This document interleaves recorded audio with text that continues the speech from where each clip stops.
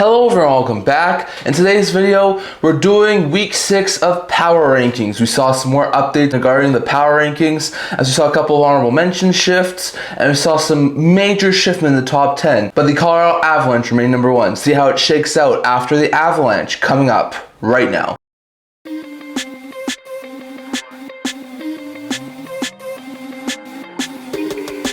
Hello everyone, welcome back to the video here at the End-to-End Hockey channel. Now before we get into this video, don't forget to like this video and subscribe below. Thank you for all of your support. I would never be able to do it with all of you guys, so if you haven't already, don't forget to subscribe button down below, don't forget to comment. We're on the road to 1,000 subscribers, and don't forget to stay tuned for videos coming out in the very near future. So in today's video, week 6 of power rankings. So we saw a very interesting lineup in the power rankings last week. It has shifted. Number 1 stayed the same, but there's been a lot of movement regarding other positions besides the number 1 position. So we'll touch on all of that in this video. We'll start, as we usually do, by talking about the 3 honorable mentions. So we'll start off with the 3rd honorable mention this week, and it's actually the same 3rd honorable mention as last week, and that is the Chicago Blackhawks. Blackhawks didn't do a whole bunch this week, only had 2 games, got 3 of a possible 4 points, going 1-0-1. The win was impressive though, taking down the Toronto Maple Leafs. So Hawks went 3 out of possible 4 points. They are still in a playoff spot, which in November is extremely surprising. So because of that, I'm going to keep them in the honorable mentions. They just beat out a couple of very interesting teams,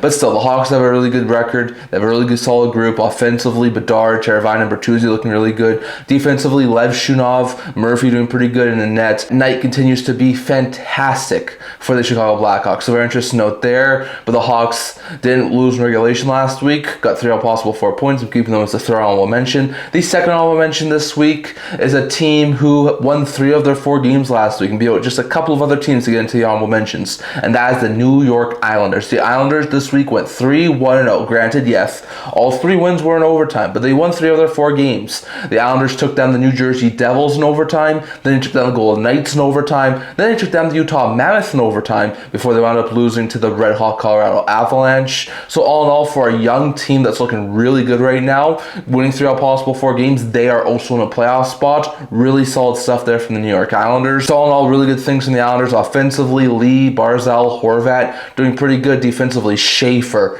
is doing brilliant things as a rookie. And in net, Sorokin's actually been able to hold down the fort quite well. So all in all, really solid week there from the New York Islanders, going 3-1-0. They're in a playoff spot. They're 2nd in honorable mentions. And the 1st honorable mentions this week, the Ottawa Senators. They were actually 9th in the power rankings last week, but because of the sheer amount of how many good teams there were this week, I do have to bunt them out. They didn't have a bad week. They went 1-1-1. They lost in overtime fashion to Dallas. They were able to end the Boston Bruins winning streak, and then they wound up having their point streak end against former goaltender Anton Forsberg. So all in all, it wasn't a terrible week.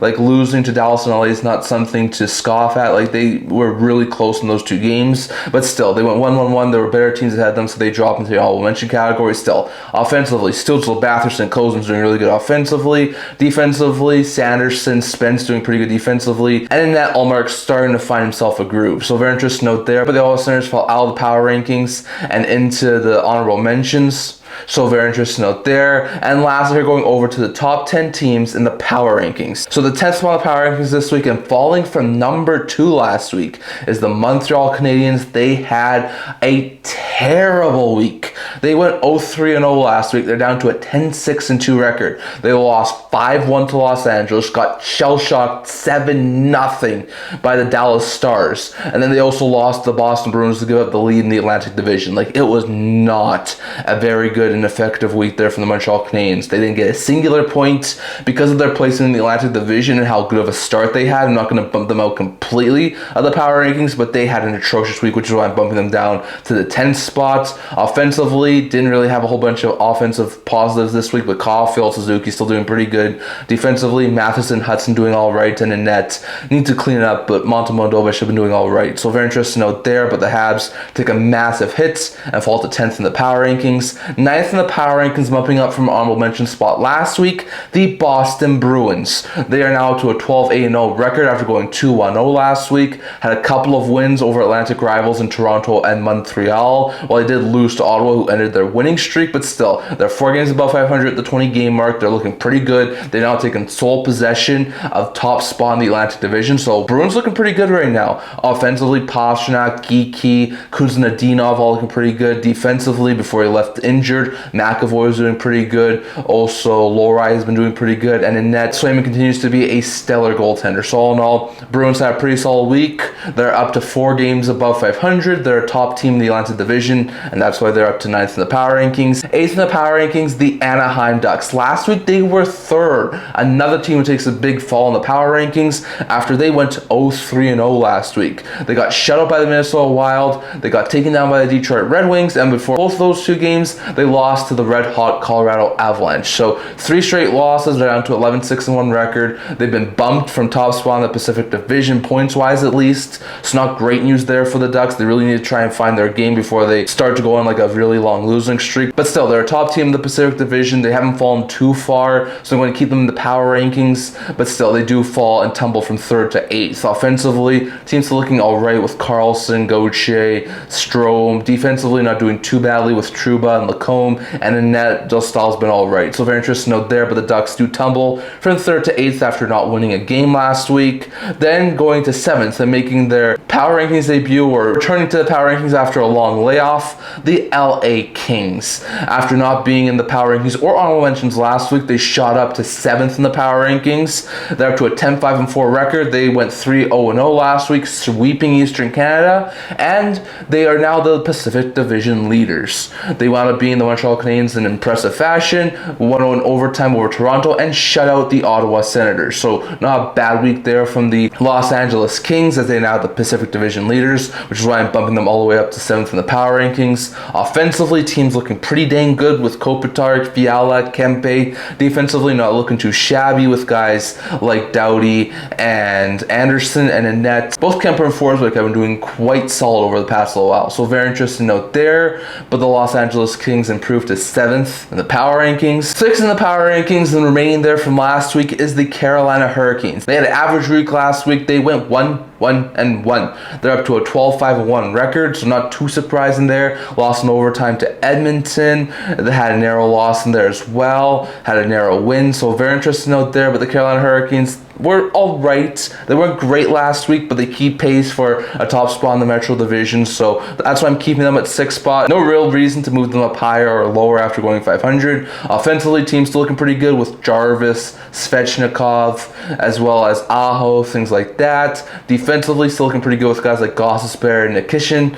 And in net, Frederik Anderson and Pyotr Kochetkov have done all right, not great. So very interesting note there, but the Hurricanes went 500 last week, and that's why they're staying at 6th spot in the power rankings. 5th spot in the power rankings, jumping up from 8th last week, the Seattle Kraken. This team was great last week. They went 2-0-1. They had a shootout loss to the Jackets to begin the week, but finished it off with 2 victories, one against the San Jose Sharks, but another impressive victory over the Winnipeg Jets. They're up to a 9-4-5 record. They have tied the Anaheim Ducks points percentage-wise for top spot in the Pacific Division, 1 point behind the Los Angeles Kings. This team seems to be locked in. They are looking fantastic. They wound up getting 5 possible 6 points. Can't say much wrong about them. This team has been brilliant all season long. Offensively, teams clicking with guys like Schwartz, Tolvin, and Eberle. Defensively, looking pretty good with guys like Larson and Dunn. And in net, Grubauer and Murray held down the fort with the cord injured. So very interesting note there, but the Kraken get 5 all possible 6 points and keep pace for top spot in the Pacific Division. At 4th spot in the power rankings, and jumping up 3 spots as well from 7 last week, is the Winnipeg Jets. They wound up going 2-1-0 last week. Not a bad week there from the Jets. They went 2-1-0. They beat the Canucks. They beat the Flames to end their losing streak from last week. Like we just talked about, they did lose to the Kraken, but still not a terribly bad week there from the Jets. They're 11-7-0. They're still in the playoff spot, still top 3 in the Central Division, so can't really fault them too much. They had a winning record, so that's why I bumped them up to 4th in the power rankings. Offensively, Scheifele, Connor, Velarde also looking pretty good. Defensively, Morrissey and Pionk still looking pretty good. And in net, Hellebuck's being Hellebuck. So very interesting note there, but the Jets bump up to 4th in the power rankings. 3rd in the power rankings, the Dallas Stars. They bump up from 5th last week, so they bump up a couple of spots. They went 3-0-0 to improve to a 12-4-3 record. They took down the Philadelphia Flyers, beat the Ottawa Senators, and beat the crap out of the Montreal Canadiens. Like, they had 3 very impressive victories over the Flyers, the Senators, and the Montreal Canadiens. So very interesting note there. They've won 5 straight. They're hot on the heels of the Colorado Avalanche, so because of that, they're going up to 3rd in the power rankings this week. Offensively, teams clicking with Robertson, Rantanen, Johnston. Defensively, not looking too shabby with guys like Heiskanen, Bushkin, and in net, Onger is still producing some really solid goaltending. So all in all, solid week there from the Dallas Stars. They're up to a 12-4-3 record, hot on the heels of the Avalanche, and that's why they're bumping up to 3rd in the power rankings. 2nd in the power rankings and the Eastern Conference leaders right now is the New Jersey Devils. They are currently 13-4-1 after going 2-0-1 last week. Started out this week with an overtime loss to New York Islanders, which wasn't overly great, but they wound up taking down the Chicago Blackhawks in overtime. They took down the Washington Capitals in a shootout, so a lot of added time games there from the Devils, but they got 5 possible 6 points, not half bad there from New Jersey, and they are in sole possession of the Eastern Conference title right now. So really good stuff there from Jersey. Offensively, Nico Hischier, Timo Meier, Dawson Mercer, all looking pretty good offensively. Defensively, Luke Hughes, Simon Nemec doing great last week. Nemec had a hat trick, and in net, Markstrom is starting to gain steam. So very interesting note there, but the Devils really had a solid week last week, and they're up to 2nd in the power rankings from 4th last week. And the number 1 team is the same number 1 team as last week, and that is the Colorado Avalanche. Can't bump them. They won all of their games last week, and they are on fire, up to a 13-1-5 record. In their first 19 games of the season, they've lost 1 in regulation, and that was to the Boston Bruins. Like, that is insane how good this Avalanche team is playing right now. They went 3-0-0 last week, beat the Ducks, beat the Sabres, beat the Islanders. Not too shabby wins there. They're going to have to keep on playing well to keep this win streak going.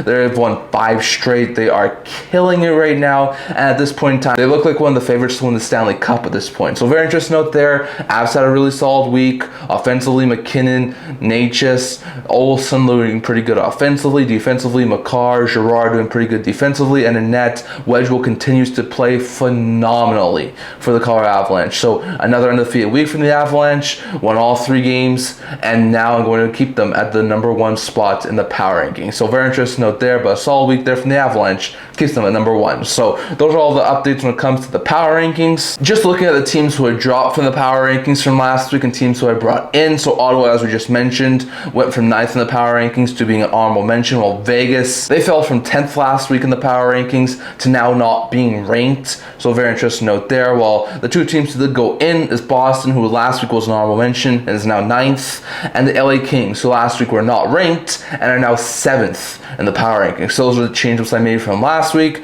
But just to recap, here's my current top 10 power rankings for week 6 in the NHL. 10th is Montreal, 9 is Boston, 8 is Anaheim, 7 is LA, 6 is Carolina, 5 is Seattle, 4 is Winnipeg, 3 is Dallas, 2 is New Jersey, and the number 1 team is the Colorado Avalanche. Definitely. That's my opinion on the power rankings as of week 6. I'd love to hear your guys' thoughts. If you had to power ranking the teams right now as of Monday, November 17th, as of the records, as of the 17th, who would you have in the top 10 of the power rankings as it is right now? Definitely thoughts on all of that down in the comment section below. That's all I'm going to talk about for today. Remember to like this video, and if you're liking it, subscribe below. Thank you for all of your support. I would never be able to do this with all of you guys, so if you haven't already, don't forget the subscribe button down below. Don't forget to leave a comment. We're on the road to 1,000 subscribers. Don't forget to stay tuned for videos coming out in the very near future. I also do a blog talking about news, rumors, and analysis, stuff like that, so remember to check that out. I'll link that in the description below. Can I see you guys all for next video? See you guys soon.